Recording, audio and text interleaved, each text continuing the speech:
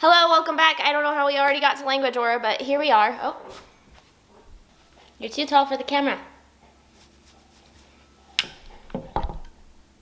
I'm a stud. Thank you. Yes, good boy. Good boy. Yes, I have a migraine. Still gonna make a video though. I'm a very functional migraine today, obviously, but hopefully it won't cause too many problems or too much confusion while I try to explain stuff to you. How are things? Okay, thank you. Crap.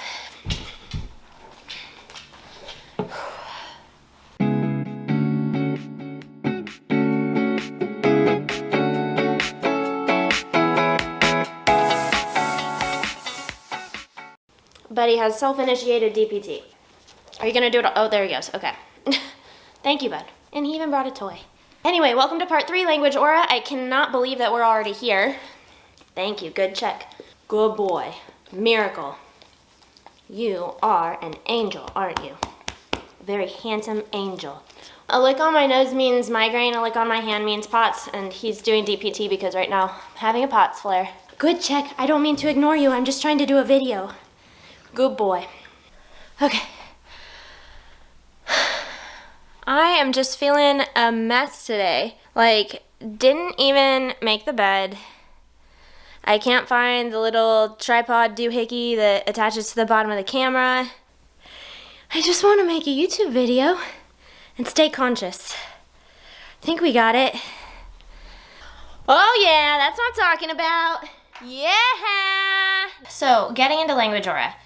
If we're being honest, visual aura is very clearly an entity. Like, you're having a visual aura, it's obvious that it's a visual aura. I feel like the other 3 auras, the sensory, language, and motor, they all kind of overlap with each other, and it seems like there's a little bit of disagreement even within the expert community about what types of migraine exist, what types of aura exist, and like exactly which symptoms fall into which category.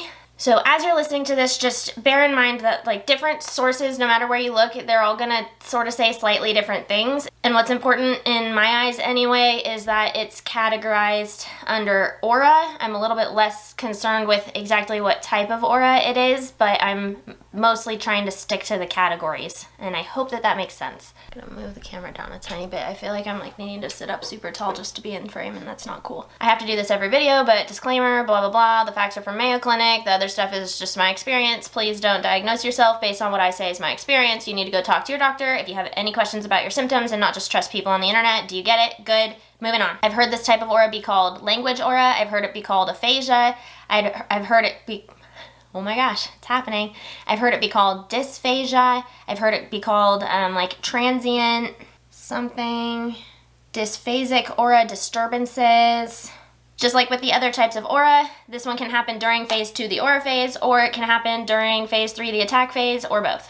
It's sort of weird though because by definition an aura can't last more than 60 minutes, so I don't know why some doctors are saying that an aura can last over the whole time. Maybe you can just get multiple auras and they keep popping up and then going away, but I don't really know, and it sounds like they don't either, so we're just gonna do the best with what we have. One thing that does seem to be pretty well agreed upon at this point is that an aura is a very distinct focal neurological deficit.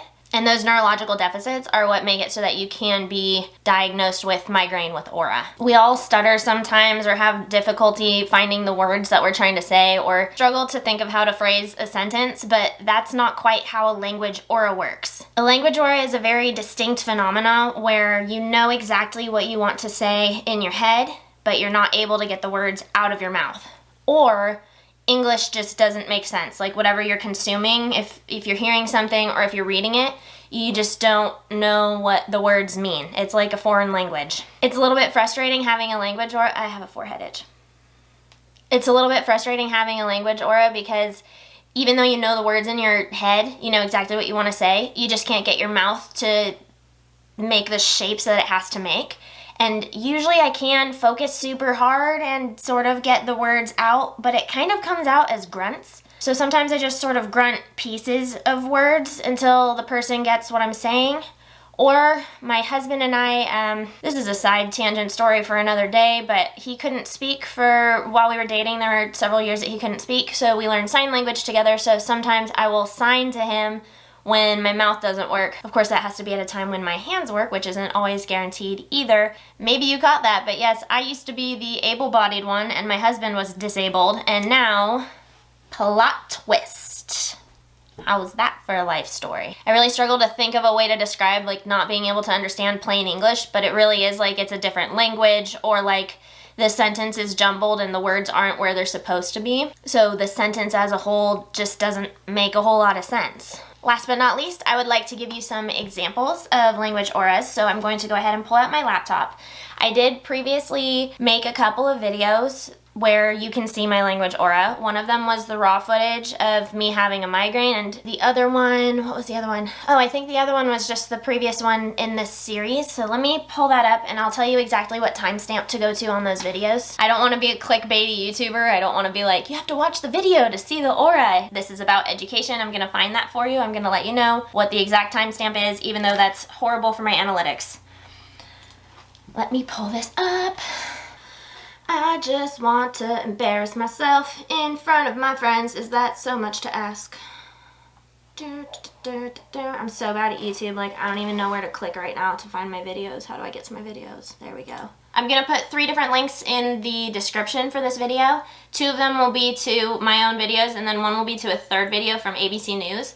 There was actually a reporter that went viral like several years ago. Let me see. Wow, 9 years ago, so almost a decade ago, because she had a language aura on TV while she was doing like a broadcast thing. There was this whole thing where everybody thought she was having a stroke, and it was this big deal, and that's totally how it happens when you first start having it. You're like, oh my gosh, there's something wrong in my brain, it's a tumor, and then the doctor says, you have a tumor, or multiple sclerosis or something, and so you get rushed into MRI, and they're like, your brain's on fire. And then I had like an optic nerve pressure. I had evidence of intracranial pressure, so it was this big deal, and then at the end of it, they're like, it's just a migraine, no worries.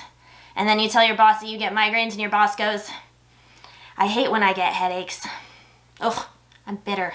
I just pulled up the video of the reporter, and it's literally called Reporter Serene, Branson, not a stroke, just a migraine. That's literally like such a classic line. And I know that there is totally some truth to that. Migraines aren't gonna kill you or anything. It's not life-threatening, but for it to be downplayed like that, just because it's not life-threatening is,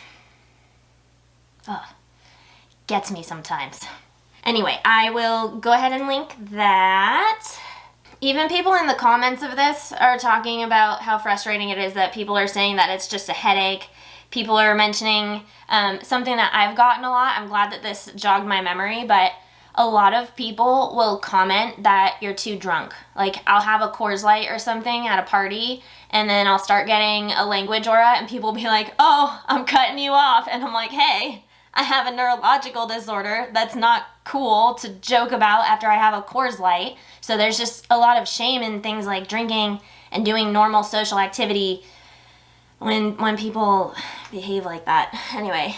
Okay, so the timestamps are for the sensory video. It's at 7 minutes and 53 seconds is when I start just having random language aura in the middle of making that video. The other one, the reality of having a migraine video, where I filmed myself during a migraine, at 10:56 or so in that video, I started talking about the background leading up to that aphasia clip and what I was trying to explain during the aphasia clip.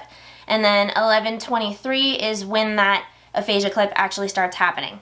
Now again, this is really bad for my analytics, but it's important to me that at the very least you go see that. I don't want to take up a bunch of your time, but of course I highly recommend that you watch the whole video because there's a lot of context that you can't get from just like stumbling into that part of it. And then again, I'm also going to include the reporter video, just another example of someone else having this happen. What about?